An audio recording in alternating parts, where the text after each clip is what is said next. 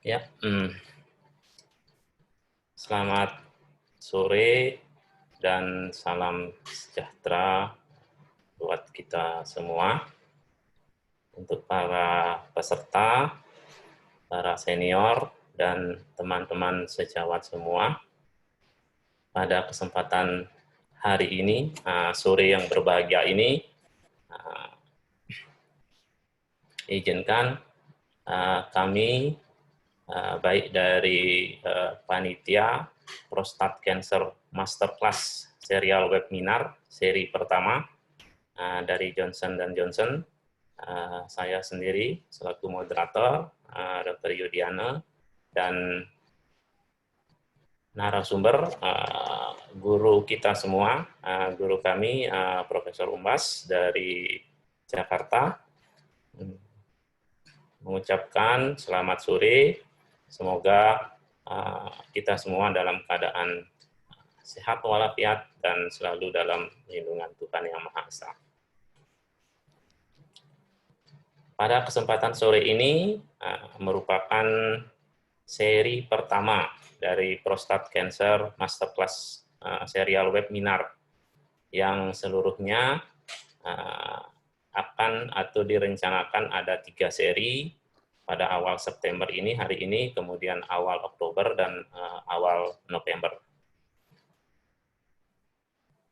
Pada seri pertama ini akan dibahas secara tuntas oleh Prof. Umbas mengenai evolusi prostate cancer journey, jadi bagaimana perjalanan alamiah atau histori dari prostate cancer, mulai dari screening, kemudian diagnostik, treatment, termasuk guideline-guideline yang terbaru,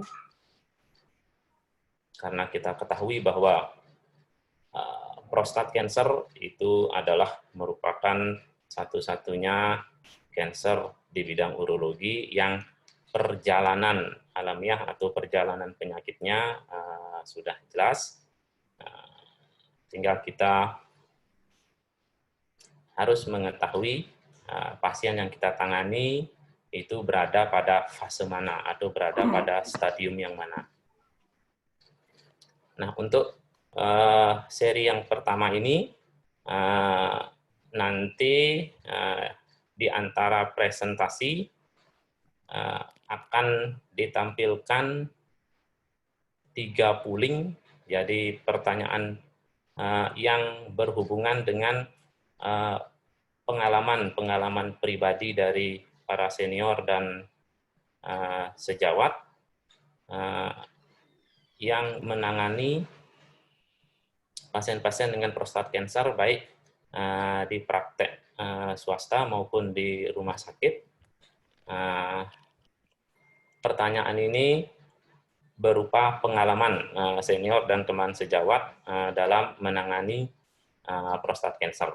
Kemudian di akhir presentasi akan ada beberapa kuis atau pertanyaan kembali, namun untuk mengetahui sejauh mana pemahaman atau pengertian kita tentang prostat cancer setelah presentasi yang disampaikan oleh Prof. Umbas.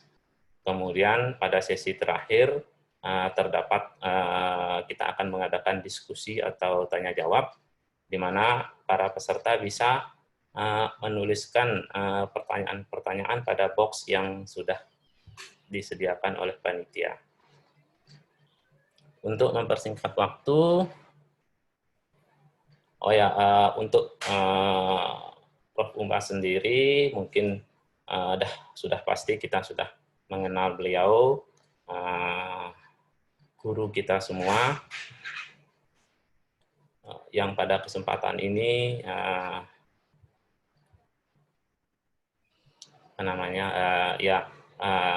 masih istilahnya semangat dan punya komitmen untuk terus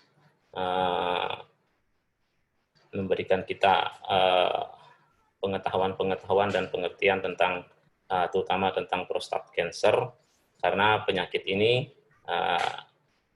termasuk dalam penyakit terbanyak malignansi di bidang urologi. Untuk mempersingkat waktu kepada Prof. Umbas, waktu kami persilahkan.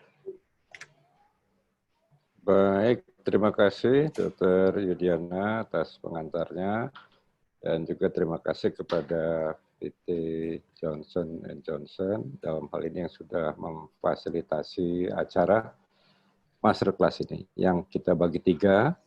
Hari ini yang pertama secara lebih keseluruhan dengan kalau lihat judulnya nanti, saya coba share screen sekarang. Oke, ini dia. Nah, baik.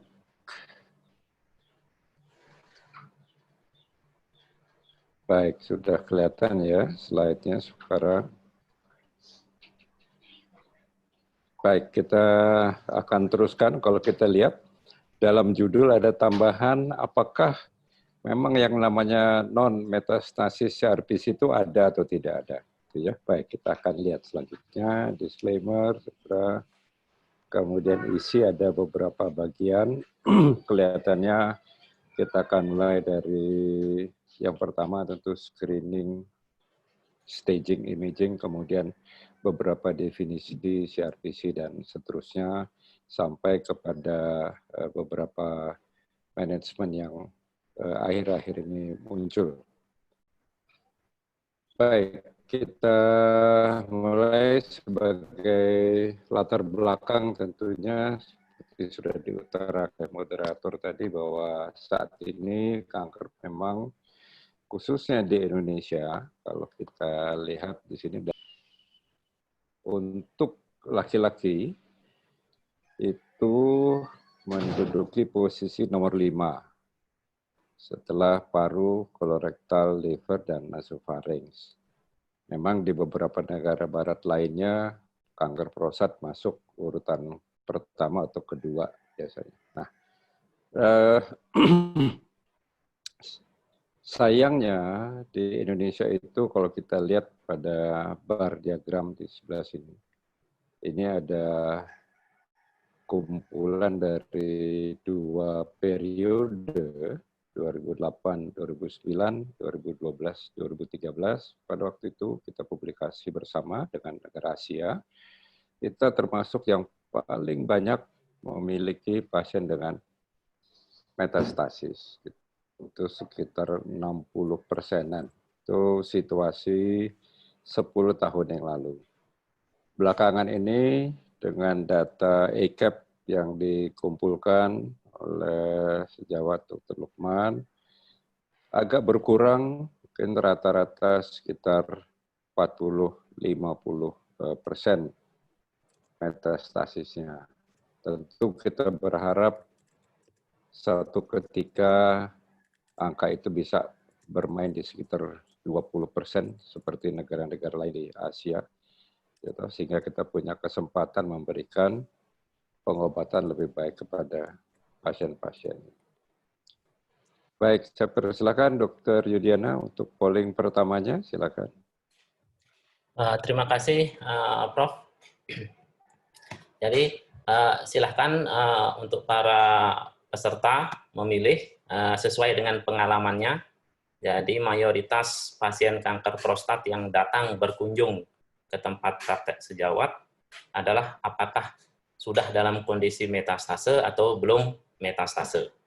Ya, untuk para peserta senior dan teman sejawat, silahkan sesuai dengan realita yang ada, baik di praktek klinik maupun di rumah sakit tempat senior dan sejawat bekerja.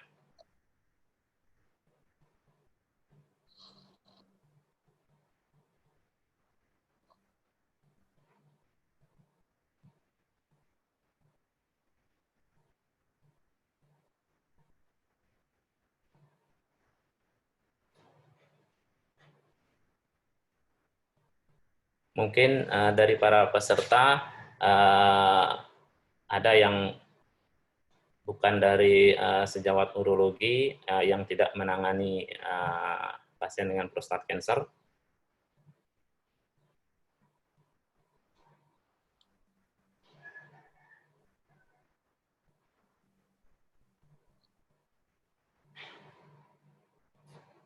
Ya, saya rasa sudah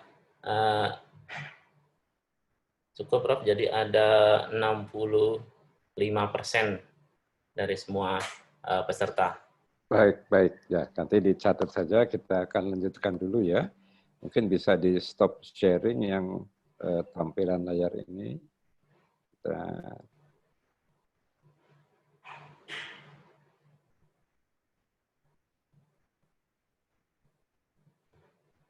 Baik, nanti dicatat oleh Dr. Yudiana. Kita lanjutkan. Panitia mungkin bisa menghilangkan dulu tampilan layar polling 1 ini.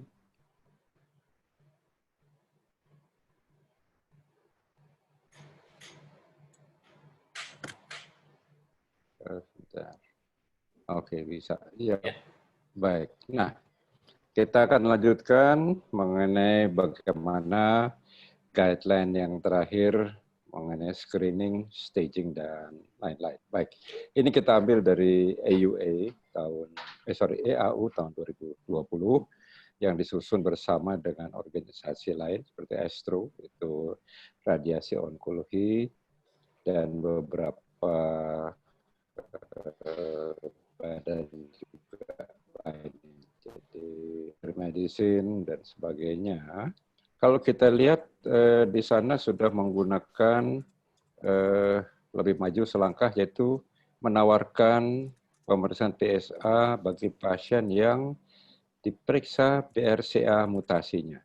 Itu memang sudah dikenal sejak beberapa tahun yang lalu untuk CA mama dan sebagainya, termasuk untuk CA prostat belakangan hari ini, tetapi hal ini tentu kita belum kerjakan di Indonesia. Jadi di kita prinsipnya tidak ada screening populasi, yang ada adalah screening oportunistik, yaitu pasien datang laki-laki usia 50 tahun ke atas, ada keluhan LUTS, maka kita akan melakukan pemeriksaan PSA, colok dubur, dan seterusnya.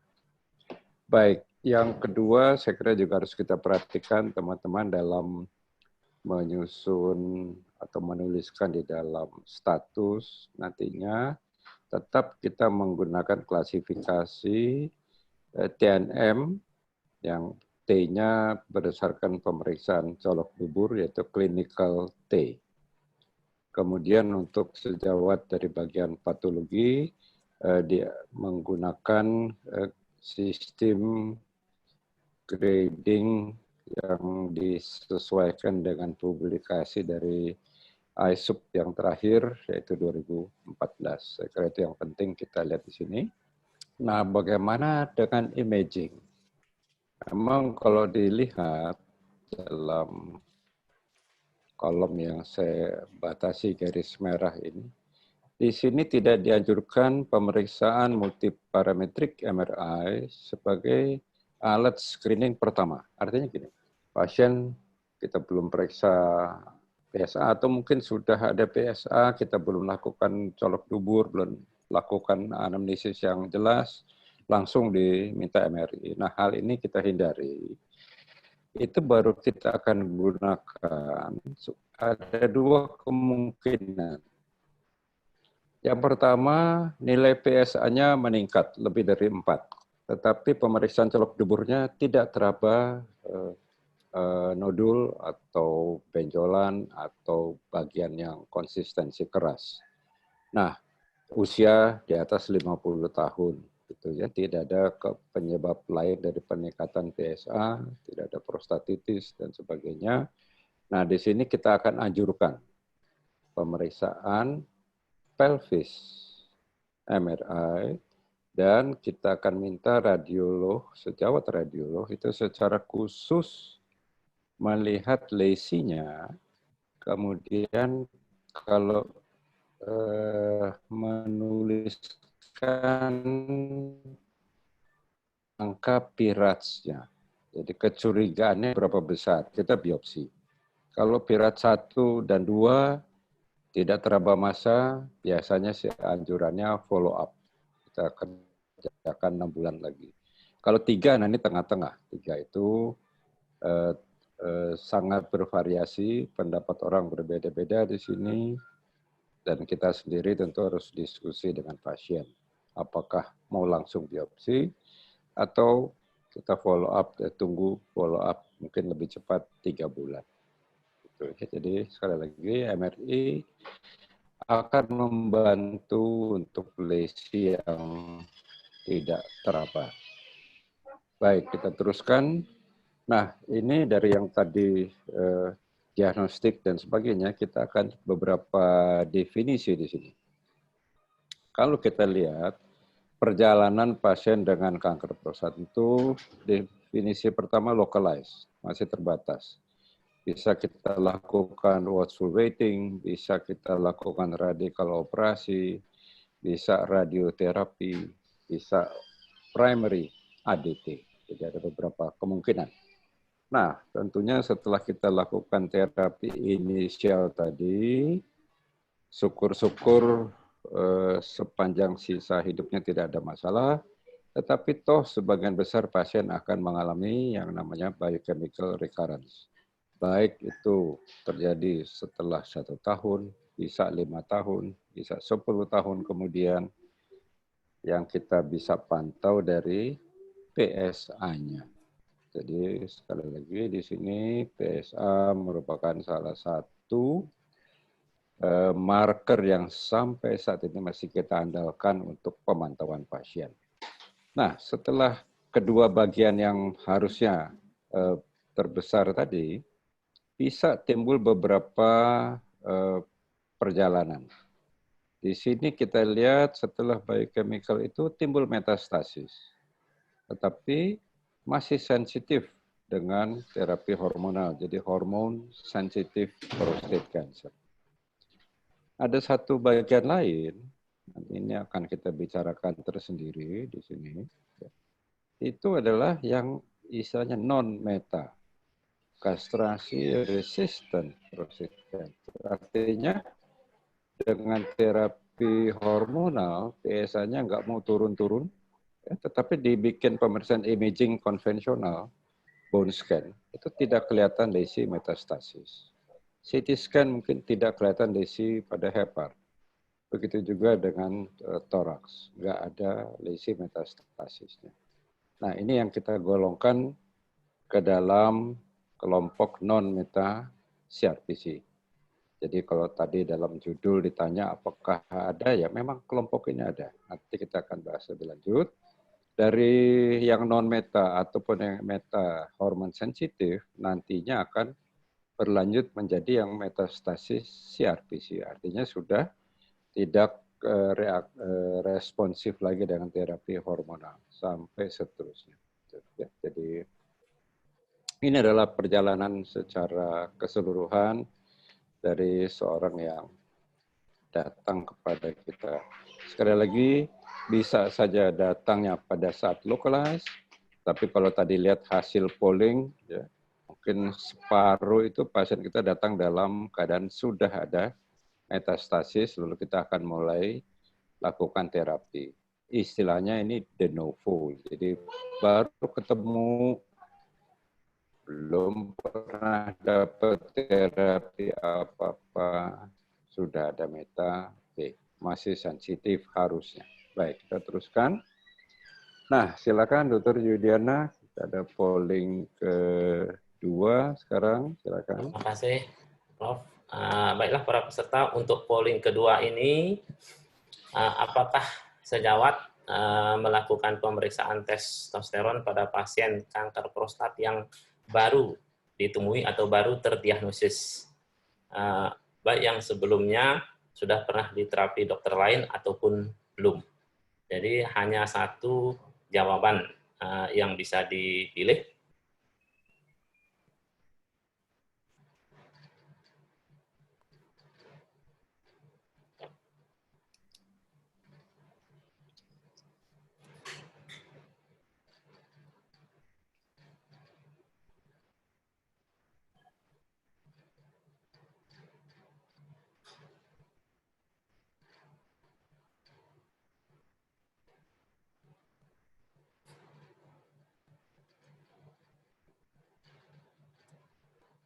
baru sekitar 45%. Mungkin ada yang belum menjawab. Dari polling pertama tadi sebanyak 65%.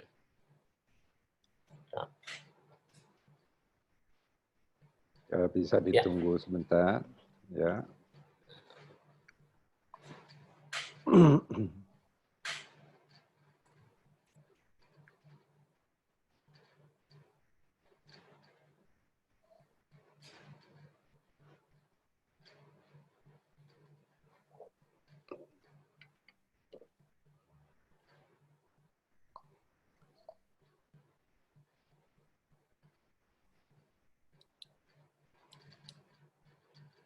Ya, saya rasa sudah cukup, Prof. Silakan, Prof. Bisa dilanjutkan.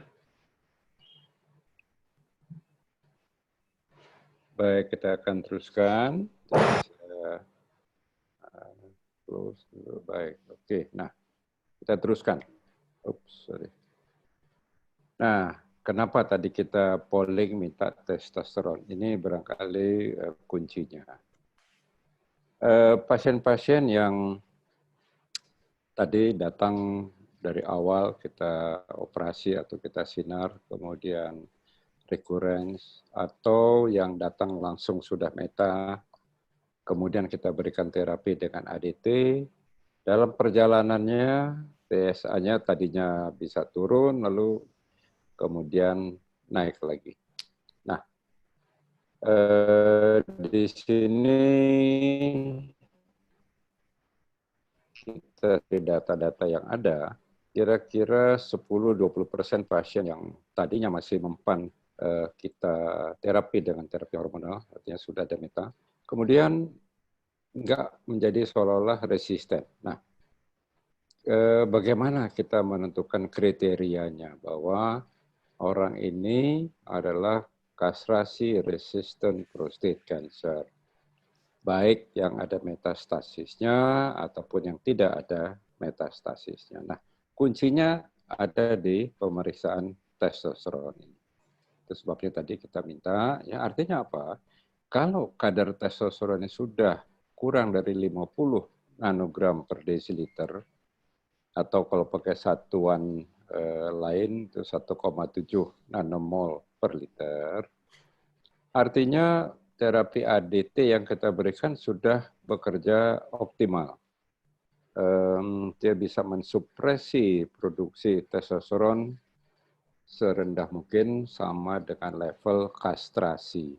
Artinya sama dengan kalau diangkat luas sakarnya. Nah, tentunya ini memerlukan pemeriksaan khusus, ya. Nah, syarat lain di sini kita lihat salah satu, apakah ada peningkatan PSA yang biasanya kita pastikan sampai 3 kali pemeriksaan selang seminggu, gitu. Atau kalau yang tadi sudah ada meta, pada saat diukur testosteron rendah, pasien ada keluhan nyerinya bertambah, kita bikin pemeriksaan bone scan ulangan, ternyata ada lesi yang baru. Jadi biasanya indikasinya adalah selain peningkatan PSA, biasanya ada keluhan di sini. Oke. Karena pada umumnya dengan 2 parameter ini saja sebetulnya sudah cukup bagi kita untuk mengatakan oke, ini sudah CRPC. Gitu, ya. Baik, kita teruskan. Nah, bagaimana terjadinya, ini masih beberapa teori yang berkembang saat ini yang kita pakai adalah bahwa ada 2 kemungkinan atau 2 jalur, yaitu yang ligand dependent di sini, artinya ini masih mengandalkan blokade dari DHT. Seperti kita ketahui, testosteron menjadi DHT kemudian masuk ke dalam reseptor. Nah, reseptor ini biasanya harusnya bisa ditutup dengan yang namanya anti-androgen. Jadi reseptor-reseptor androgen reseptor ya bisa ditutup dengan obat-obatan yang ada saat ini, ya, sehingga dia tidak bisa berkembang, masuk ke dalam sel, kemudian memproses RNA dan seterusnya. Nah, kalau ternyata androgen reseptornya itu jumlahnya masih banyak, itu tetap terbuka kemungkinan blokade terhadap reseptor ini tidak berhasil, sehingga dia tetap bisa aktif masuk kembali ke dalam sel, induksi terjadi mutasi dan seterusnya. Sehingga seolah-olah kita katakan terjadi resisten di sini. Nah, yang kedua, proses kedua itu yang independen, ligan istimewa, memang baru ditemukan beberapa bahwa ternyata sel tumornya itu yang memproduksi sendiri androgen ini, ya. Sehingga jumlah androgen di dalam sel itu tetap relatif tinggi, walaupun DHC-nya sudah diblok, tapi karena dia membuat sendiri akan langsung bisa masuk ke dalam inti sel. Selanjutnya terjadi proses proliferasi juga. Nah, itu adalah mekanisme yang saat ini kita pegang. Baik. Secara sederhana, saya kira ini adalah bagaimana kita sekali lagi mendefinisikan apa itu castrasi resistant prostate cancer atau CRPC. Jadi ada peningkatan PSA,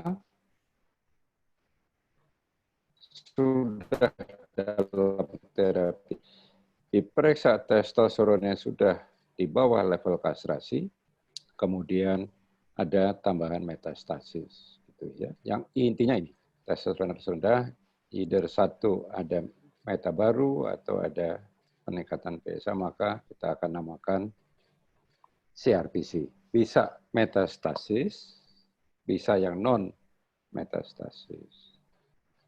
Baik. Nah, kita jelaskan lebih lanjut. Ya, tentu sebelumnya kita kembali, saya persilakan Dr. Yudiana untuk polling ketiga. Terima kasih, Prof. Silakan, Dr. Yudiana. Silakan pada para peserta untuk memilih salah satu berdasarkan pengalaman dari teman sejawat, para senior di tempat praktek ataupun rumah sakit dalam menangani pasien-pasien dengan kanker prostat yang belum mengalami metastase. Jadi yang belum mengalami metastase, terapi apa yang paling sering diberikan? Jadi khusus untuk pasien baru yang belum mengalami metastase. Jadi baik pada stadium localized ataupun locally advanced. M0, terapi yang paling sering diberikan, apakah aktif surveillance, radioterapi, radikal prostatektomi, ataupun primary ADT.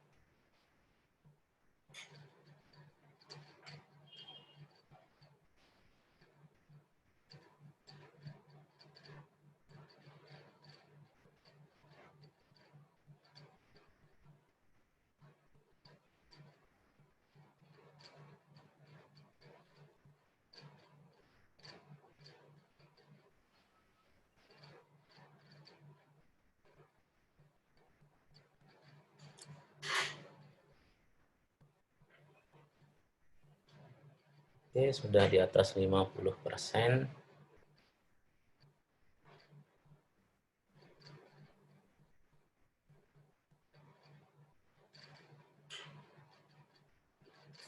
Ya, saya kira cukup, Prof. Tidak ada penambahan jawaban lagi. Baik, baik. Terima kasih, Dr. Yudiana. Baik. Oke, baik. Nah, kita akan teruskan. Nah, kita kembali lagi kepada pertanyaan tadi dalam judul, apakah memang ada? Jadi tadi kita sudah tanyakan, kalau ada pasien datang pada sejawat belum ada meta, sudah dibuat staging, ini kandidat untuk dapat terapinya apa. Jadi lokal terapi dalam hal ini. Baik dalam bentuk operasi, ataupun radioterapi, ataupun watchful waiting, ataupun tentunya terapi ADT. Jadi saya kira semua pasien memang kita akan berikan terapi tersebut. Tentu watchful waiting kita hanya berikan misalnya pasien sudah berusia sangat-sangat lanjut atau risknya untuk dia progres kita anggap cukup kecil, misalnya ditemukan insidental waktu tur, PSA-nya rendah, katakanlah glycemic score-nya 3+3, hanya sebagian kecil. Ya di sini tentu kita masih boleh melakukan terapi dengan watchful waiting atau active surveillance. Baik, nah pada prinsipnya pasien-pasien yang localized tadi, setelah kita berikan ADT atau operasi atau radioterapi, kita ikutin perjalanannya. Nah, sampai pada satu ketika terjadi tanda-tanda progresi. PSA-nya mulai naik lagi. Nah, pada saat PSA-nya mulai naik, tentu biasanya pilihan yang kita ambil adalah, oke, kita anggap ini ada progresi, biasanya sistemik, kita akan berikan juga terapi sistemik, yaitu kita akan berikan ADT. Nah, pada pasien ini kita evaluasi dengan, sekali lagi, dengan modalitas imaging yang ada, tetap tidak kelihatan ada lesi pada tulang atau pada hepar atau pada paru. Jadi hanya ada peningkatan PSA, walaupun sudah kita tambahkan pemberian obat ADT, itu maka kita kelompokkan ke sini. Nah, kelompok orang-orang dengan kelompok ini sebenarnya masih untung. Artinya apa? Selama dia belum ada metastasis, maka boleh dikatakan prognosisnya masih baik. Tetapi begitu dia atau kita dapati lesi metastasisnya, baik di tulang, hepar, atau di paru, atau barangkali KGB yang non-regional, atau M1A, maka prognosisnya langsung akan menjadi buruk. Nah, sayangnya, sekali lagi sayangnya, kelompok pasien-pasien dengan non-metastasi RPC ini jumlahnya tidak terlalu banyak. Pada satu publikasi di 2013 itu dikatakan sekitar 7-8% dari seluruh populasi kanker prostat yang ada. Itu, ya. Dan pertumbuhannya itu maka proyeksikan dalam waktu 15 tahun penambahannya juga sekitar 7-8% saja. Jadi memang hal ini seiring tentu dengan banyaknya pasien yang kita temukan pada saat awal tadi, diberikan terapi untuk lokalnya, timbul progresi, diberikan ADT, belum ada meta, terjadilah yang kita sebut non-meta CRPC. Nah, rupanya dari beberapa penelitian terdahulu sudah bisa diketahui bahwa kalau kita periksa PSA-nya secara teratur, secara serial, maka peningkatan PSA yang cepat atau istilahnya doubling time itu ada salah satu petunjuk bahwa orang ini satu ketika akan lebih cepat mendapat atau terjadi metastasis. Baik, kita teruskan. Nah, tadi sudah saya sampaikan konsekuensinya apa. Begitu timbul metastasis, prognosisnya lebih buruk dan biasanya sudah letal.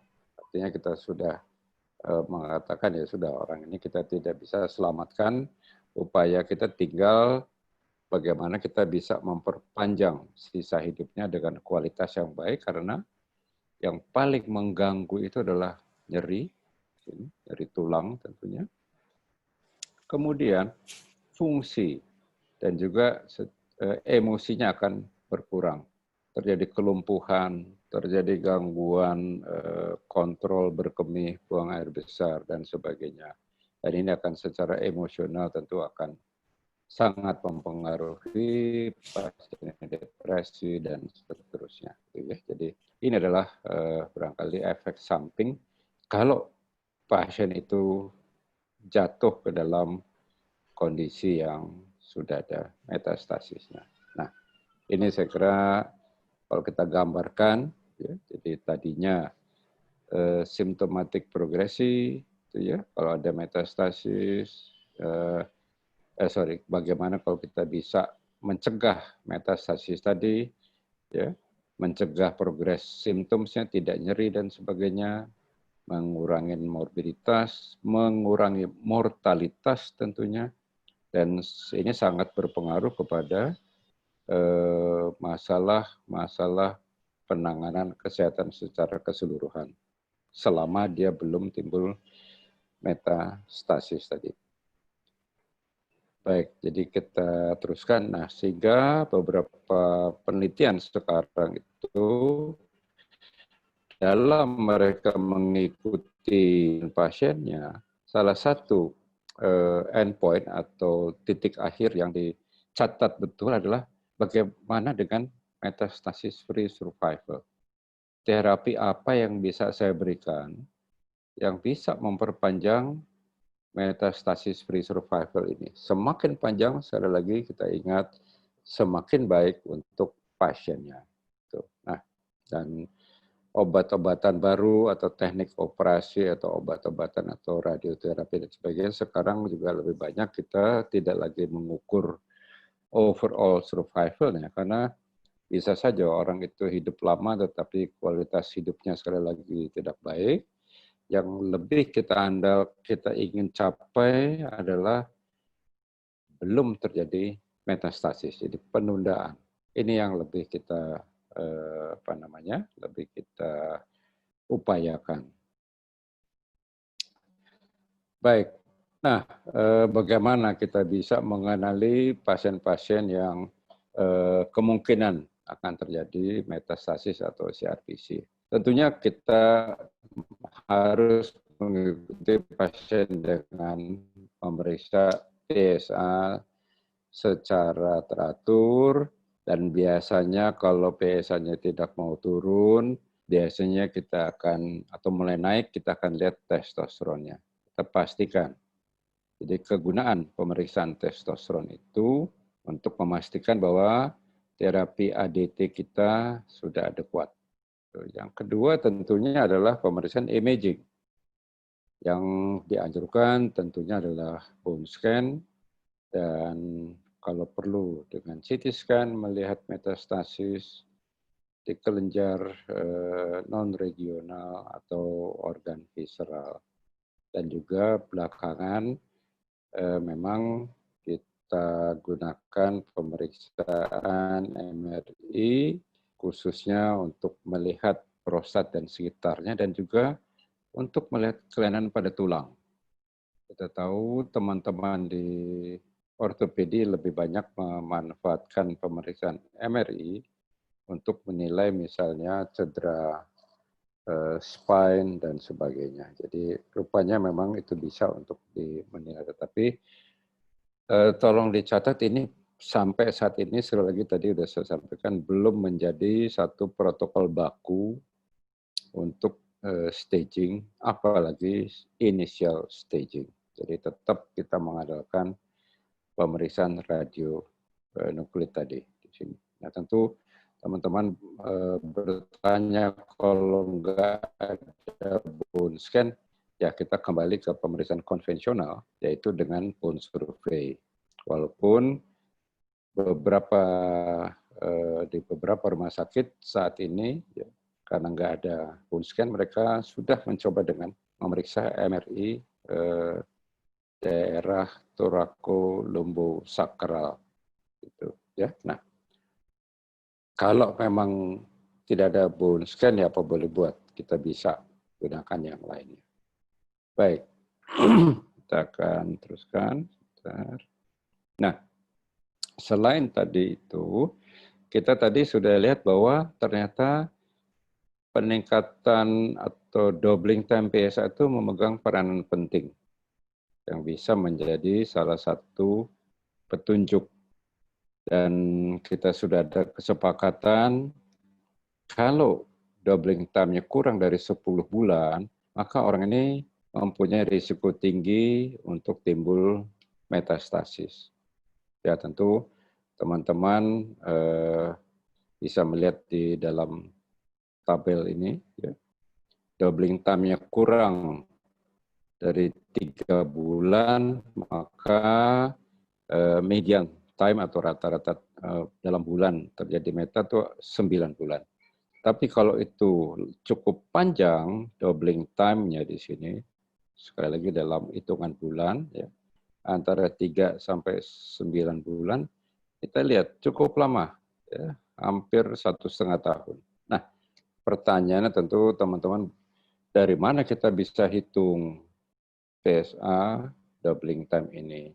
Nah, tidak usah khawatir, ini bisa di-download gratis, ya, ada beberapa macam cara kita untuk menghitung doubling time itu. Jadi kita akan masukkan beberapa angka dengan tanggal yang berbeda. Di sini kita lihat, ya, PSA-nya dari 3,5, kemudian naik 4,5, naik 5,4 dalam waktu kita lihat 6 bulan di sini.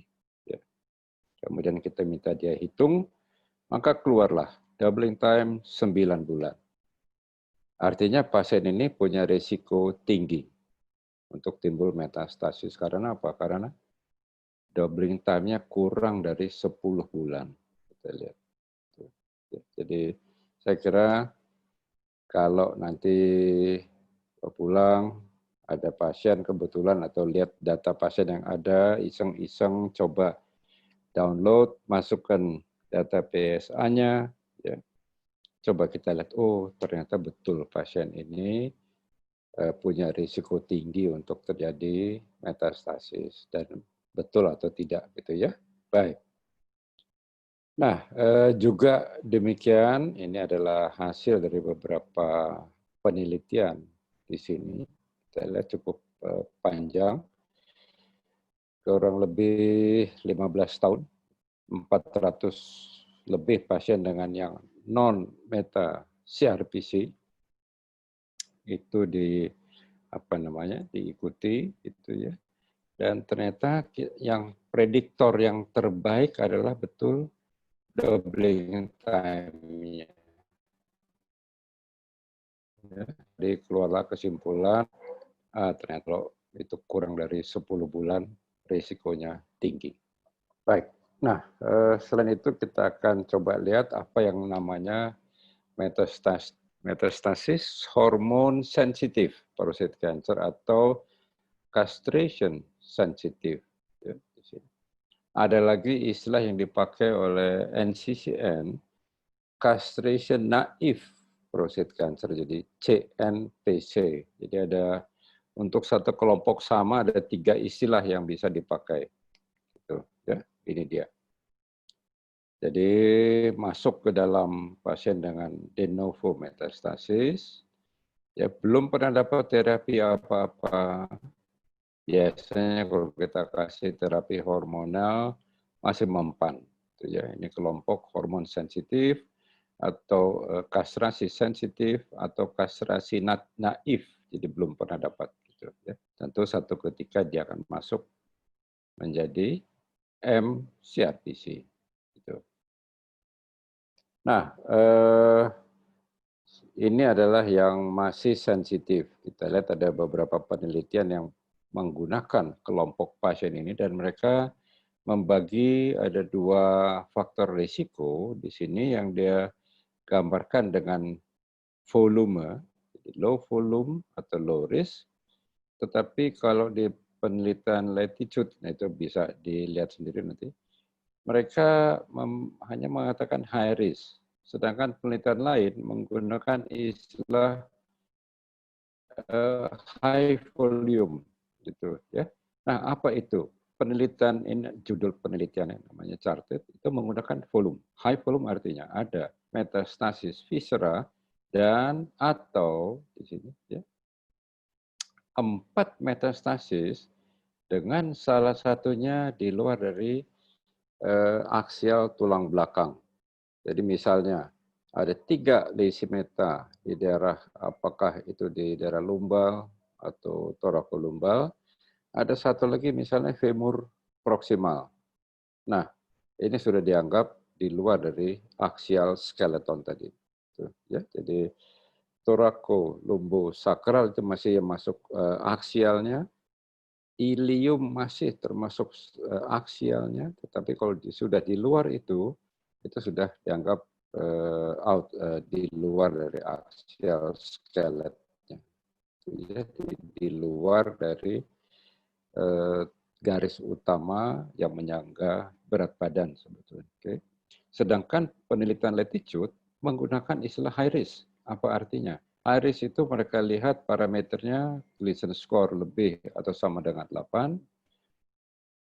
Pada bone scan akan terlihat 3 atau lebih lesi metastasis, gitu ya. Dan terdapat lesi pada viscera yang bisa diukur. Jadi biasanya lesi pada hepar, kelihatan nodulnya, atau di paru yang kelihatan nodulnya, atau di, sekali lagi, kelenjar non-regional yang bisa diukur diameternya. Itu ya. Inilah yang dikelompokkan sebagai HRIS. Nah tentu ini semua bisa kembali lagi kalau nanti ada pasien, kita coba mengelompokkan sesuai dengan kedua modalitas ini, apakah dia high risk, apalagi dia sama-sama high risk, high volume. Jadi orang ini betul-betul risiko sangat tinggi untuk untuk progres lebih lanjut dari kondisi yang ada. Nah, kita lihat bagaimana dengan manajemennya. Yang pertama, kita lihat untuk yang non-metastatic CRPC. Kalau kita lihat ini adalah guidelines dari AUA, mereka mengelompokkan sebagai pasien index 1, artinya belum ada metastasis, ya, tetapi sudah menjadi tidak responsif lagi dengan terapi ADT. Rekomendasinya di sini kita bisa lihat memang ya, ini adalah pemberian obat-obatan ya, yang dia anjurkan. Tuh, ya, di sini. Nah ini sayangnya ini adalah guideline AUA, saya kira dari tahun yang ya itu dia 2018. Jadi mungkin beberapa obat-obat baru di sini belum masuk. Ya, di sini kita lihat ya rekomendasinya di opsi-opsinya saja ya, diberikan obat apa. Ya. Mungkin yang lebih jelas adalah dari EAU atau European di sini ya. Kalau terjadi non-meta CRPC, pilihannya lebih jelas di sini. Dan ini memang guideline lebih baru 2020. Apalutamid, darolutamid, atau enzalutamid. Itu ya, ini dia. Dan memang salah satu indikasinya adalah risiko tinggi untuk meta. Jadi PSA doubling time kurang dari 10 bulan. Sehingga memang WHO menganjurkan, tetapi dia masih membatasi, oke, kalau doubling time-nya kurang dari 10 bulan atau high risk terjadinya metastasis tadi. Baik, ini kalau lihat NCCN juga sama, ya, sama-sama menggunakan batasan doubling time kurang dari 10 bulan, yang diberikan juga sama, apalutamid, darolutamid, enzalutamid. Nah, hanya ada tambahan pada NCCN, kalau tiga-tiganya nggak ada karena satu dan lain hal, maka kita akan memberikan pengobatan hormonal sekunder lainnya. Itu ya, saya kira tidak kita bahas pada pertemuan kali ini yang terang tidak diberikan kemoterapi. Itu kuncinya. Baik. Nah, bagaimana yang metastatik? Kita perhatikan ini adalah definisi dari NCCN, di mana mereka menggunakan istilah castration naive prostate cancer, sebetulnya sama dengan hormon sensitif prostate cancer, sama dengan castration sensitive prostate cancer. Nah, di sini kalau pasien baru ya, masih masih mempan, maka pilihannya adalah ADT. Ya, sekali lagi, ini sudah ada M1, ADT, kemudian bisa ditambah, kita lihat beberapa regimen. Bisa dikasih apalutamid, bisa abiraterone, bisa docetaxel, bisa ENSA. Ya. Ini yang paling lama kita gunakan adalah docetaxel. Saya kira sejak 2004-2005 ya, saya kira sudah cukup lama, baru belakangan keluar abiraterone, kemudian ENSA dan apalutamid. Ini adalah untuk yang kelompok metastasis castration naif. Jadi bukan hanya ADT saja, tetapi sudah kita kombinasi. Saya kira trial yang pertama itu dikombinasi dengan docetaxel yang diberikan sekitar 6 sampai 10 siklus. Kemudian muncul obat-obat baru, abiraterone dan enzalutamid, dan belakangan kita apalutamid. Baik, kita lihat sekarang yang CRPC. Ini masih dari NCCN. Nah, kalau sudah masuk ke dalam yang CRPC itu, maka biasanya pemberian obat-obatan pasti sistemik tadi ya, kembali lagi. Apakah itu docetaxel, apakah ABI, atau ENSA, atau sipulosel. Beberapa obat lain yang kita tidak ada, yaitu radium 223, atau teman-teman saya kira ada beberapa orang menggunakan mitosantron. Ini sebetulnya obat untuk jamur, tapi masih bisa dipakai untuk MCRPC ini. Walaupun hasilnya saya kira tidak terlalu baik, gitu. Tapi ya pernah ada beberapa kolega yang mencoba di sini. Yang paling jelas saya kira kita sama-sama banyak yang melakukan sendiri pemberian docetaxel itu. Ya, jadi saya kira ini memberi kita pengalaman melakukan pemberian kemoterapi kepada pasien siap prostat.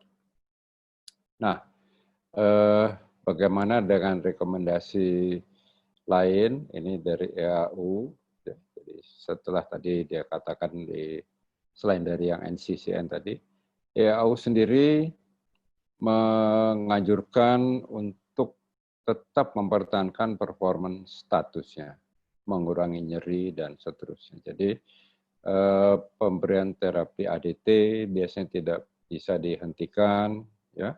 Kemudian tambahannya sama seperti apa yang tertera dalam guidelines NCCN untuk MCRPC tadi, yaitu ditambah ADT, ditambah abiraterone, cabazitaxel di sini.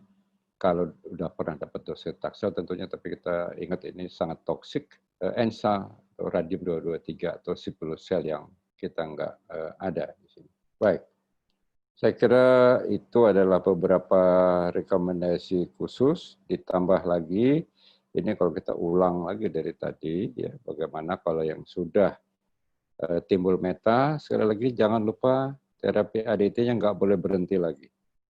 Jadi harus diberikan seterusnya kalau sudah terjadi yang namanya CRPC tadi. Kalau ada tanda-tanda penekanan di spine, persyarafan, kita sebaiknya berkonsultasi dengan dokter ortopedi. Ada beberapa sejawat, ya tentu lihat kondisi pasien, mereka masih bisa memasang penahan. Jadi mengurangi tekanan, ya, menghindari terjadinya kompresi fraktur atau mengkoreksi kompresi fraktur tadi, sehingga tidak ada penekanan ke medula spinalis, jadi bisa menghilangkan atau mengurangi terjadinya kelumpuhan. Ini tentu sangat bermanfaat untuk pasien tersebut. Dia bisa hidup tanpa nyeri, fungsinya tidak terganggu dan seterusnya. Dan ini saya kira mengulang kepada tadi yang sudah dikatakan, kombinasi ADT baik dengan docetaxel ataupun yang lain-lain. Saya kira yang baru-baru ada lagi, nanti kita akan lihat. Ini adalah yang barangkali kita baru beberapa tahun terakhir, gitu ya. Ini yang kita masuk yang kelompok yang menghambat biosintesis androgen. Tentunya kita sama-sama sudah tahu yang paling pertama adalah tentu kastrasi, ADT, tetapi kita tahu ADT atau kastrasi tidak bisa menghilangkan produksi dari adrenal. Karena efeknya nggak sampai ke situ. Yang lebih, tadi saya sudah terangkan pada awalnya, satu hal lagi yang penting adalah sel tumor itu memproduksi sendiri androgennya. Nah, ini yang kita nggak bisa atasi dengan mengadakan terapi ADT atau kastrasi. Di sini adalah peran abiraterone yang bisa menghambat. Kemudian yang kedua, bagaimana kita bisa menutup reseptor androgen yang secara tradisional kita berikan obat-obat, masih ingat mungkin anti androgen, ya, baik itu mungkin yang sudah cukup lama, ya, maupun yang baru belakangan ini, ya, kita berikan. Tetapi ada yang lebih baru lagi, salah satunya tentunya adalah di sini adalah kita lihat di sini dia, ya, ada apalutamid tentunya, ada enzalutamid dan ada darolutamid. Jadi mid itu, ya. Sedangkan yang standar yang kita punya tentu flutamid, sama-sama kita masih ingat, dan yang belakangan yang rutin kita pakai tentunya adalah obat sama, tetapi ketiga obat baru ini, anti androgen baru ini lebih potensi dibandingkan obat yang selama ini kita pakai. Ya. Baik, sebagai kesimpulan atau summary, kita lihat bahwa pasien kanker prostat itu perjalanannya kalau kita temukan dari awal itu mestinya sangat baik. Kalau kita lihat, ya, mungkin teman-teman juga sudah ada yang punya pengalaman lebih dari 10 tahun pasiennya masih hidup setelah dilakukan radikal prostatektomi, kemudian setelah 10 tahun terjadi progresi, diberi terapi hormonal, kemudian terjadi metastasis dan selanjutnya sampai CRPC dan seterusnya. Saya kira ini bisa sangat panjang, gitu. Jadi memang di lain sisi ada juga yang perjalanannya cepat. Tadi kita lihat salah satu petunjuknya adalah TSA doubling time. Begitu dia kurang dari 10 bulan, maka kemungkinan progresnya akan lebih cepat. Itu salah satunya. Dan saya kira kita sudah harus membiasakan dengan istilah-istilah ini tadi, ya, CRPC, CNPC atau HSPC, ada yang meta, ada yang non meta, gitu ya. Jadi kita harus lebih terbiasa lagi karena variasi pasien yang datang akan lebih banyak. Yang kedua, sama-sama tadi kita sudah lihat bahwa untuk pasien dengan kanker prostat, maka periode metastatic free survival ini adalah yang paling penting. Karena begitu dia masuk ke dalam atau terjadi metastasis, boleh dikatakan tidak ada lagi obat yang ya efektif, betul-betul efektif. Kemungkinan kita hanya bisa katakanlah mencegah atau memperpanjang, memperbaiki sisa hidupnya dengan terapi paliatif dan seterusnya. Yang kedua, selain PSA, tolong diingat bahwa pemeriksaan testosteron ini adalah salah satu petunjuk bagi kita. Petunjuk artinya begitu kita lihat tanda-tanda PSA-nya sudah mulai naik, kita akan segera mengecek testosteron. Jangan-jangan pengobatan ADT yang kita berikan memang kurang adekuat, jadi masih tinggi testosteronnya. Nah, tentu di sini harus kita rubah. Kalau tadinya kita berikan suntikan, mungkin kalau perlu dikombinasi dengan orhidektomi. Atau sebaliknya, tadinya orhidektomi, tapi ternyata testosteronnya nggak mau turun, mungkin harus ditambahkan dengan LH-RH injeksi. Jadi yang ketiga adalah kombinasi ADT dengan obat-obat baru ataupun dengan kemoterapi.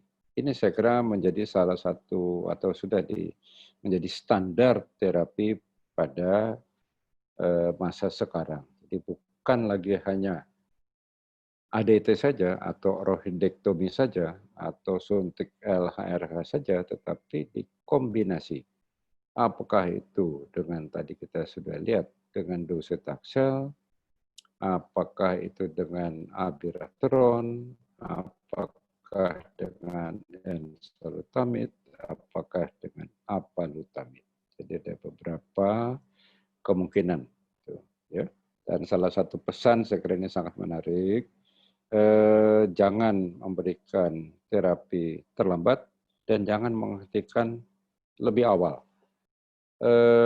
Memang ini dilema untuk kita, terutama kalau kita menggunakan obat-obat yang baru tadi, hormonal terapi yang baru. Kita sama-sama tahu bahwa memang ini harus didapatkan oleh pasien sendiri.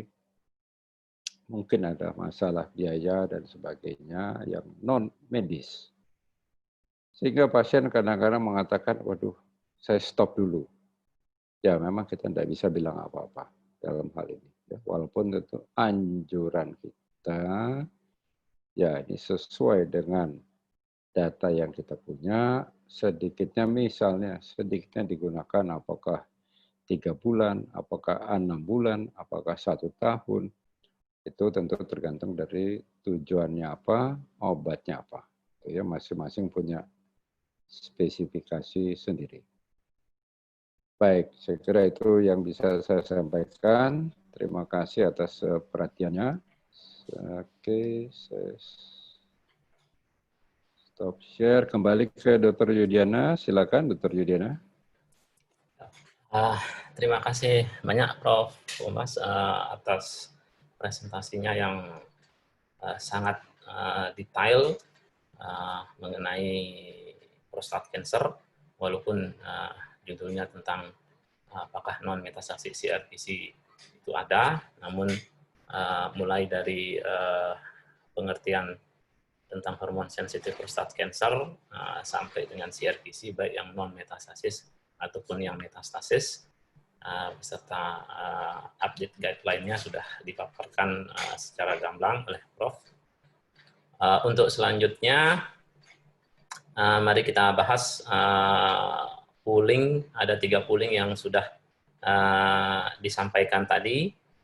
Yang pertama, untuk polling pertama atau pertanyaan pertama, mayoritas pasien kanker prostat yang datang berkunjung ke tempat praktek sejawat itu ternyata 58% itu sudah dalam kondisi metastasis, artinya masuk dalam kategori metastasis hormon sensitif prostat cancer.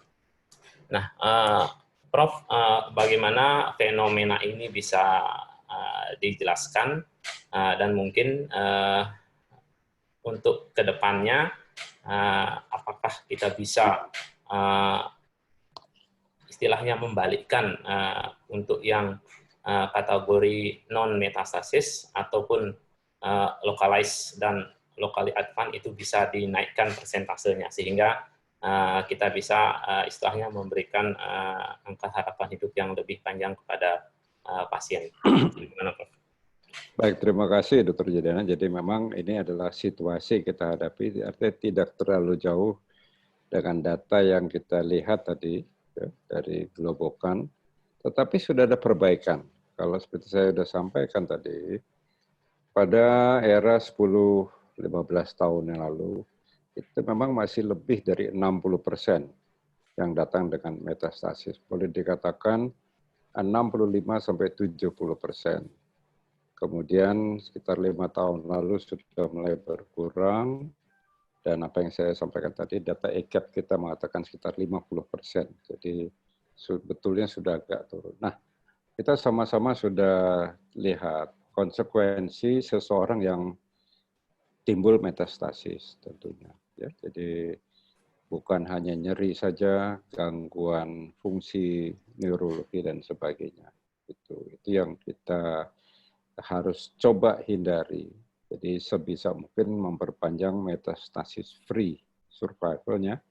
Caranya adalah kita harus dapatkan orang itu dalam stadium lebih awal tentunya. Nah, kembali lagi tadi kita lihat anjurannya untuk screening yang saya sampaikan bukan screening populasi, tetapi cukup yang oportunistik saja.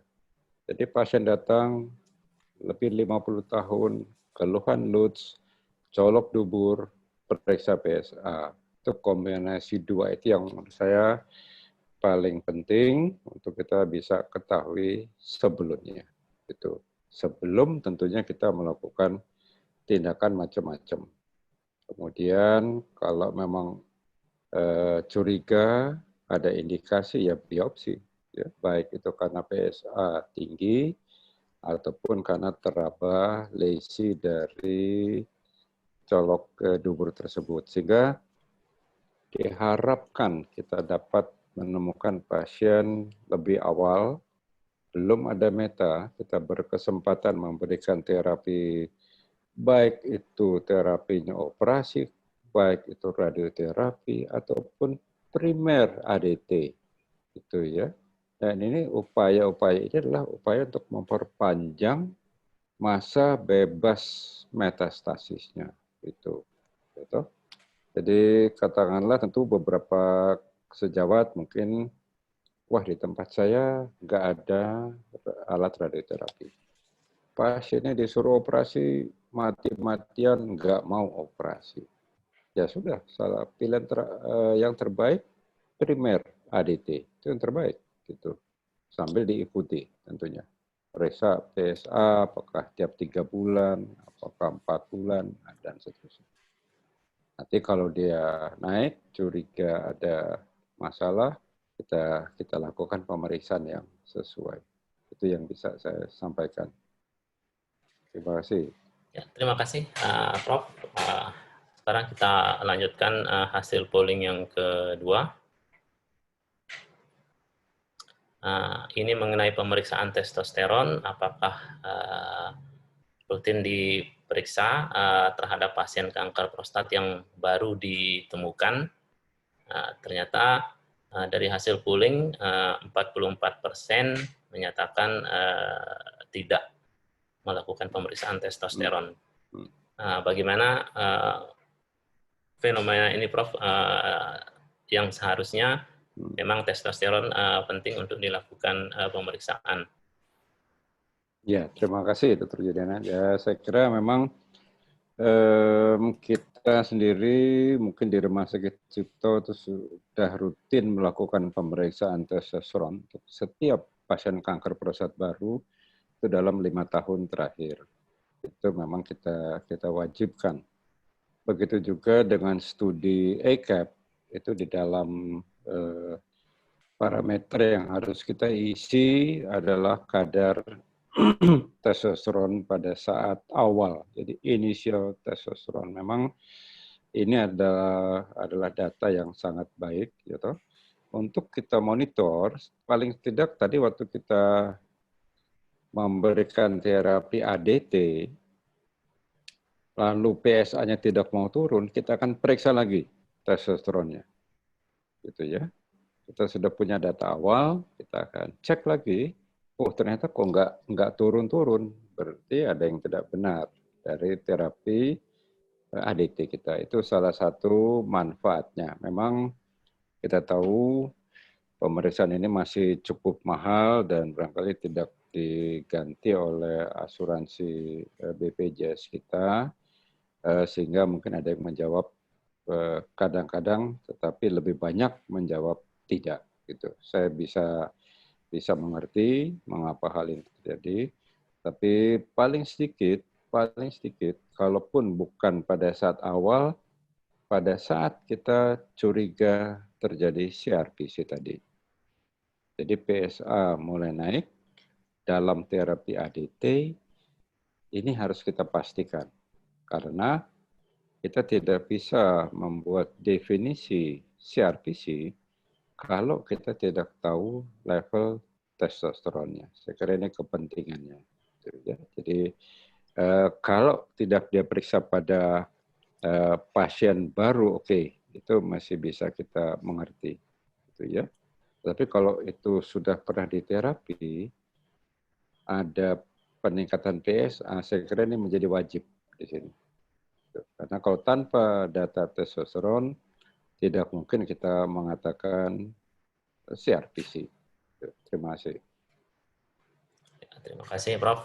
Jadi minimal pemeriksaan testosteron bisa dikerjakan pada awal terdiagnosis dan atau pada saat kita mencurigai terjadinya atau timbul CRPC. Ya, ya. Oke, kita lanjutkan dengan polling yang ketiga. Nah, ini dari pengalaman sejawat, senior dan teman sejawat sekalian di tempat praktek ataupun rumah sakit dalam menangani kasus kanker prostat yang belum mengalami metastasis. Terapi apa yang paling sering diberikan? Ini ternyata 55% menjawab primary ADT, jadi hormonal treatment. Kemudian yang kuratif, radikal ataupun radioterapi masih lebih rendah. Bagaimana, Prof? Jadi hanya kira-kira, ya terima kasih. Hanya kira-kira 35% memang yang mendapat terapi yang boleh dikatakan curative intention.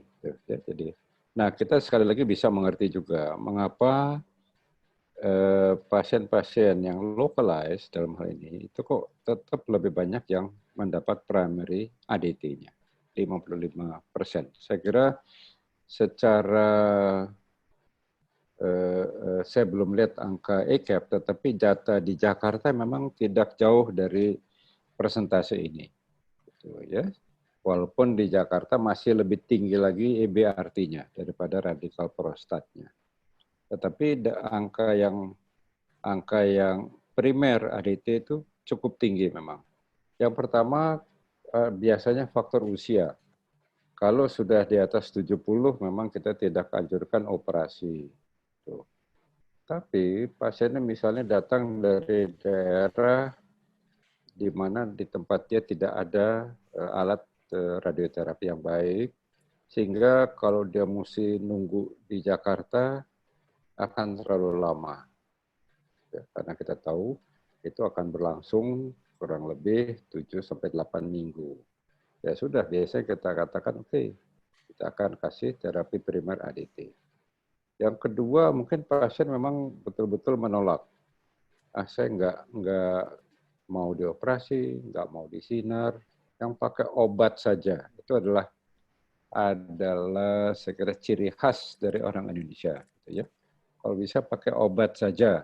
Gitu. Ya kita terangkan apa yang kita bisa kasih, apa efek samping, dan seterusnya. Walaupun kenyataannya yang kita terapi primer ADT juga cukup, ya saya nggak bilang 100%, tapi 60% bisa punya 5 years overall yang cukup baik. ya, survivalnya. Dan ini termasuk pilihan terapi yang populer di Jepang. Jadi primer ADT di Jepang juga lebih tinggi daripada angka radikal prostatektomi ataupun IBRT-nya. Jadi, dan mereka percaya bahwa salah satu cara pengobatan yang cukup baik ya primer ADT gitu ya, walaupun di sana cukup ribuan urolognya, jadi nggak kekurangan tenaga. Kalau di kita masih masuk akal lah, ya kita belum cukup banyak punya spesialis ahli urologi. Sekali lagi orang itu mau disuruh operasi dia juga berkeberatan, mau disinar tidak ada alat yang cukup baik di tempat itu, akhirnya oke, primer ADT gitu ya. Jadi ini adalah situasi kita, tentu kita bersama-sama mengharapkan satu ketika kita bisa memberikan terapi yang kuratif intent, yaitu baik itu EBRT, syukur-syukur radikal prostatektomi. Tapi saya kira angka 28% radikal prostat menurut saya sudah cukup baik di sini. Ya, tentu kita harus berusaha lagi meningkatkan dan menurunkan lagi menurunkan angka primer ADT dan aktif surveillance-nya. Terima kasih. Ya, terima kasih Prof. Jadi memang pada akhirnya untuk pemilihan terapi pasien dengan kanker prostat sangat tergantung dari kesepakatan antara dokter dan pasien itu sendiri dengan melihat situasi dan kondisi lokal di tempat yang bersangkutan berada. Terima kasih untuk sesi polling. Kita akhiri. Kita akan melanjutkan sesi berikutnya dengan beberapa kuis untuk tes pemahaman dan pengertian kita tentang beberapa hal yang berhubungan dengan prostat cancer. Untuk itu, pada panitia kami persilahkan untuk menampilkan kuis. Ya, yang pertama, kuis tentang pasien dengan kanker prostat yang baru pertama kali datang ke tempat praktek dan sudah dalam kondisi metastasis. Pasien sama sekali belum mendapat terapi atau tindakan apapun. Jadi pasien ini pasien pertama kali terdiagnosis sudah dalam kondisi metastasis, namun belum mendapat terapi apapun. Apakah pasien ini masuk dalam kategori non-metastatic CRPC, metastatic CRPC, dan maupun metastatic HSPC?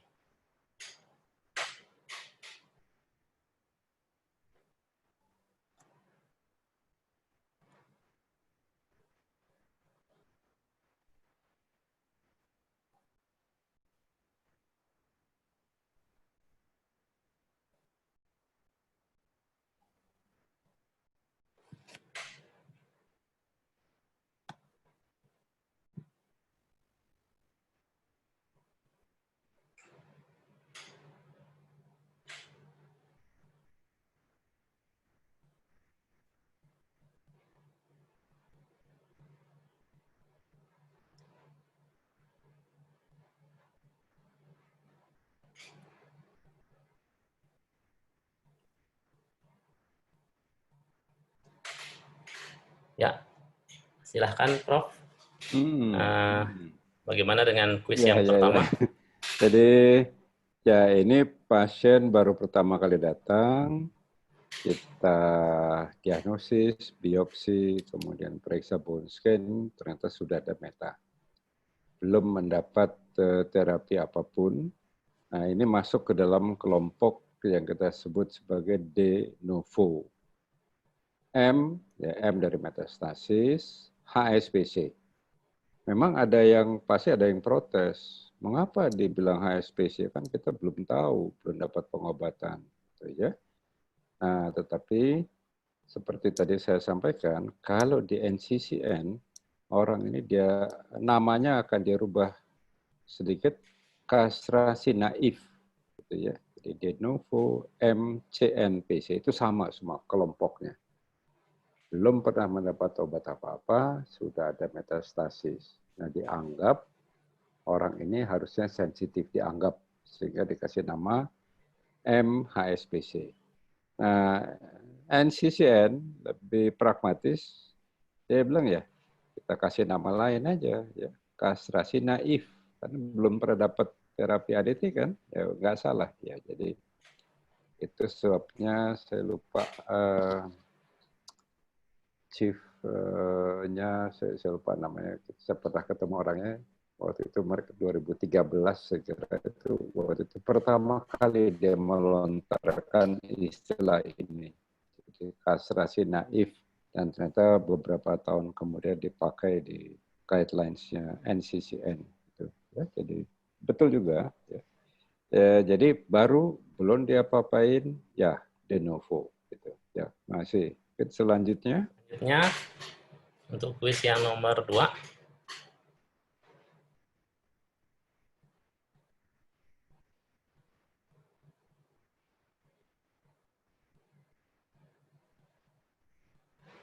Kuis yang kedua, silahkan Pak Panitia.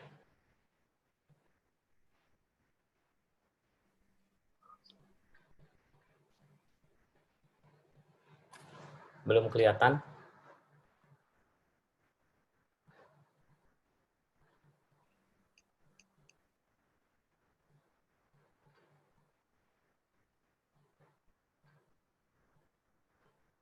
Belum kelihatan ya? Panitianya, kuis yang kedua. Ya, oke. Oh, bukan Ini polling, ini polling. Kuisnya.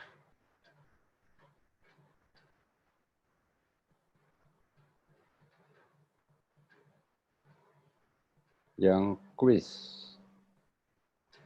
Nah, oke, ini dia. Ya. Sekarang kuis yang kedua. Ini pasien kanker prostat yang sudah metastase. Kemudian mendapat terapi ADT selama 3 bulan, terjadi penurunan PSA kurang dari 50%. Selanjutnya pasien mendapat tambahan anti-androgen, ternyata penurunan PSA-nya di atas 50%. Pasien dalam fase yang mana? Jadi sudah terdiagnosis, sudah mendapat combine atau maksimal androgen blockade, jadi ADT dan anti-androgen. Ternyata terjadi penurunan PSA di atas 50%.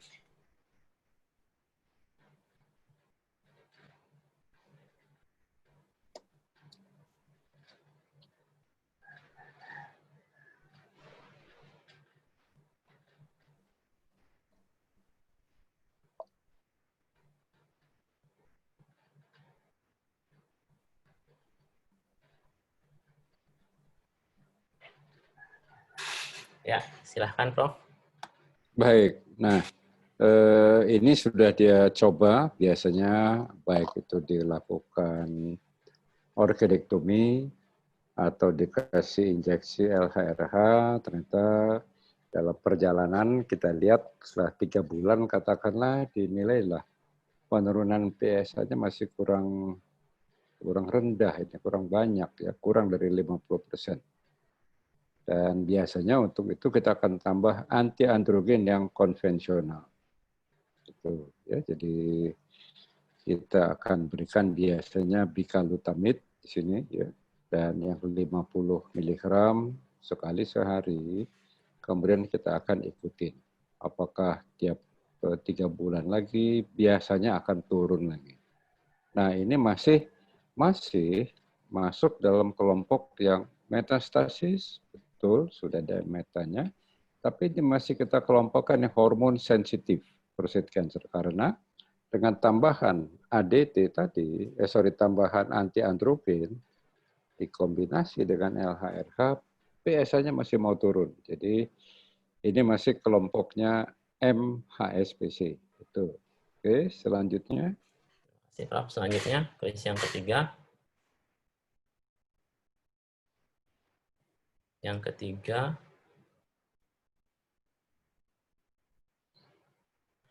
Oke, untuk yang ketiga, pasien sudah mendapat terapi ADT lebih dari 6 bulan, namun mengalami kenaikan PSA.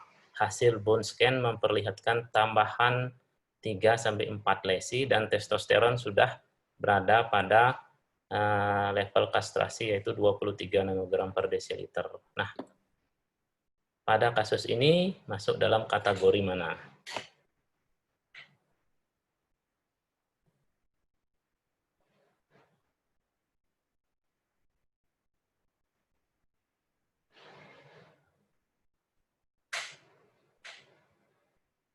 Jadi ada kenaikan PSA, kemudian testosteron di bawah level kastrasi, ada tambahan lesi pada bone scan.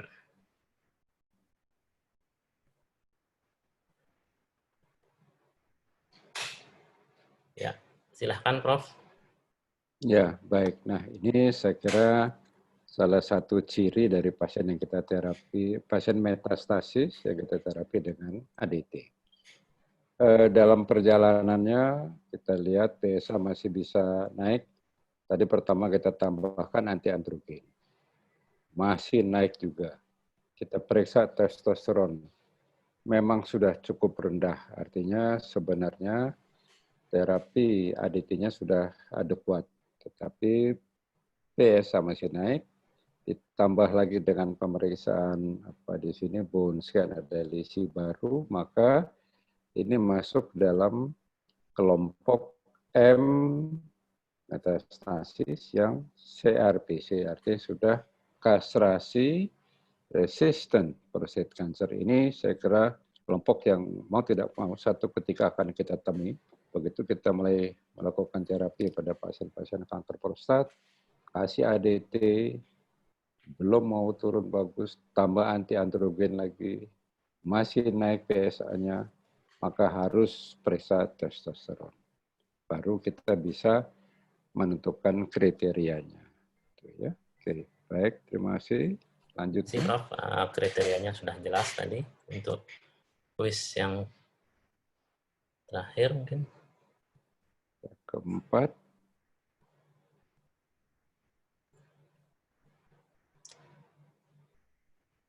Oke. Kuis yang terakhir, pasien dengan kanker prostat yang sudah diterapi dengan ADT, kemudian terjadi kenaikan PSA dan kadar testosteron di bawah 50 nanogram. Namun berbeda dengan yang tadi, yang kasus ini tidak dijumpai adanya bone lesi pada bone scan. Kondisi ini dinamakan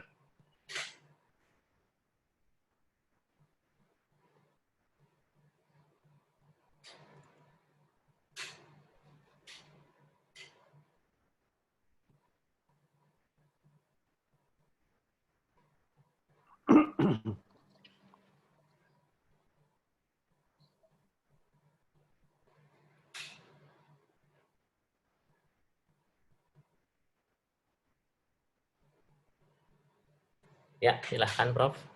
Nah, terima kasih. Baik, jadi kita sudah lihat tadi dalam keadaan praktek sehari-hari, ya, pada dua kasus yang terakhir, ada kenaikan PSA, kita periksa testosteron. Disitulah kita dapat memastikan bahwa orang ini testosteronnya sudah rendah, berarti ADT-nya sudah adekuat, sudah optimal, tapi PSA naik. Kita coba cari betul nggak ada metastasis tulang atau ke tempat lain. Ternyata nggak ada. Artinya dengan, sekali lagi, dengan pemeriksaan konvensional. Jadi baik itu bone scan, ataupun CT scan, ataupun MRI. Di sini memang kita, atau di semua guideline, belum menyatakan perlu pemeriksaan yang kita namakan PET scan, khususnya PET PSMA. Karena yang paling sensitif untuk kanker prostat itu hanya PET PSMA untuk melihat lesi metastasis. Gitu ya. Tapi di semua guideline, saya kira dalam situasi begini, untuk menentukan ada tidaknya non-meta CRPC, kita hanya menggunakan peralatan imaging yang konvensional. Gitu, ya. Suatu ketika mungkin saja bisa berubah.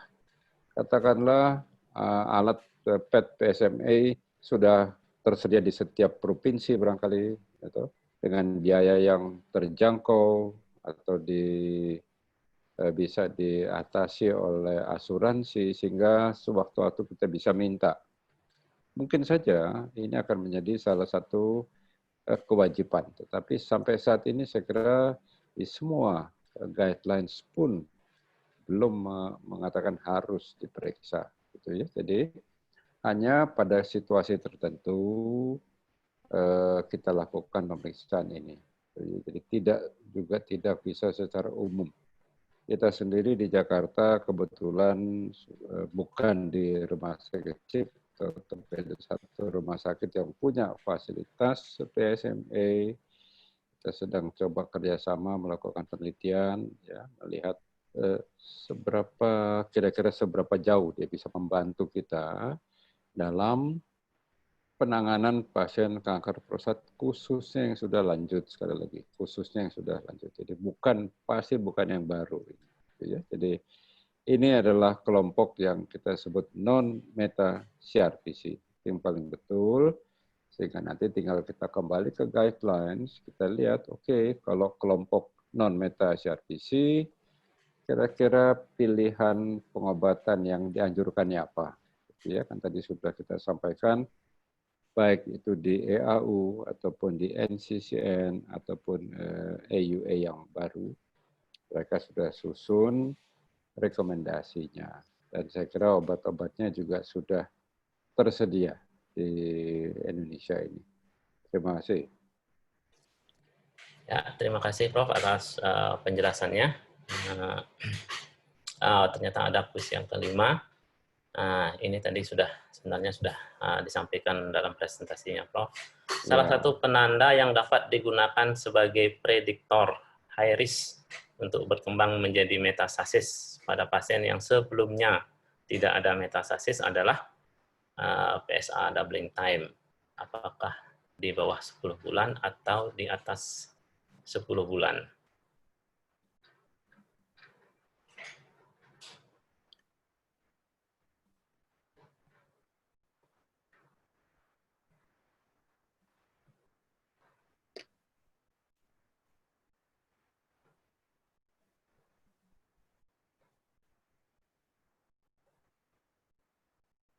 Ya, untuk mempersingkat waktu kita stop saja karena ini sudah. Ya, baik. Terima kasih. Jadi sekali lagi teman-teman, kalau ada baiknya di HP barangkali atau kalau bawa iPad barangkali ke tempat praktek ya, sudah punya websitenya atau sudah punya si PSA doubling time calculator ini. Sewaktu-waktu ada pasien, di depan pasien langsung kita masukkan data PSA pertama, kedua, 2 saja udah cukup. Kalau ada 3 atau 4 ya lebih baik tentunya, maka akan keluar, oke, doubling time-nya sekian bulan. Jadi langsung kita bisa terangkan kepada pasien atau keluarganya bahwa sesuai dengan temuan saya dan juga perhitungan secara statistik, risikonya untuk terjadi metastasis itu cukup tinggi, maka sebaiknya pengobatan yang kita berikan adalah apa. Ini sebetulnya bisa sangat-sangat membantu bagi dokter untuk membuat anjuran atau memberikan anjuran pengobatan. Kalau doubling time-nya panjang, soalnya sampai 2 tahun atau 3 tahun, kita, wah saya tidak khawatir situasi Bapak saat ini masih jauh ini, gitu ya, dari terjadinya metastasis. Cukup hanya dengan obat apa yang sudah kita berikan, misalnya. Jadi sekali lagi, dengan kita bisa menghitung PSA doubling time, itu kita bisa memberikan anjuran yang lebih tepat kepada pasien. Sehingga tadi ingat, jangan sampai kita terlambat memberikan pengobatan yang perlu. Itu salah satu kuncinya. Oke, terima kasih. Ya, terima kasih, Prof. Nah, bagaimana panitia? Apakah masih ada waktu untuk kita diskusi? Ya mungkin udah lewat waktunya, udah hampir 2 jam ini. Ya, mungkin 10 menit saja. Oke, 10 menit Saya saja. kelompokkan di pertanyaan dari Oh, beberapa sudah. peserta. Ya, silakan Dr. Yudiana, dikelompokkan saja. Ya, Prof. Sehubungan dengan kuis tadi, ada pertanyaan dari Dr. Agus Rizal. Kapan pemeriksaan imaging kita lakukan pada pasien dengan peningkatan PSA pertama kali? Apakah pertama kali meningkat, atau meningkat yang kedua, atau meningkat yang ketiga? Ya, pada praktek saya sendiri, saya nggak langsung. Seperti tadi saya sampaikan, baru naik 1 kali, saya lihat ini apakah sudah diberikan anti androgen apa belum. Ya, kalau belum, kasih dulu. Kita tahu anti androgen itu ya tentu berefek kurang lebih 1 bulan lah. 1 bulan cek lagi. Masih meningkat juga, nah di sini biasanya baru saya akan mintakan pemeriksaan bone scan ataupun USG. Saya sendiri nggak langsung bikin CT scan abdomen, tetapi USG abdomen, toraks foto. Itu pada praktek sehari-hari yang kita kerjakan. Biasanya akan terlihat. Tapi sekali lagi saya bilang tadi ya, itu pemeriksaan konvensional. Kita belum sampai menganjurkan memeriksa sekali lagi sampai ke PET scan. Ya. Jadi dengan itu hasil yang negatif, dengan testosteron yang sudah rendah, kita baru bisa mengelompokkan orang ini dalam kelompok non-meta CRPC. Jadi kalau ditanya pertama kali ya tentu belum, biasanya yang kedua atau ketiga. Ada lagi. Terima kasih, Prof. Ini Dr. adalah Oka, non-meta, CRPC, glycemic skor tinggi. Oke. Nah, ini memang betul ada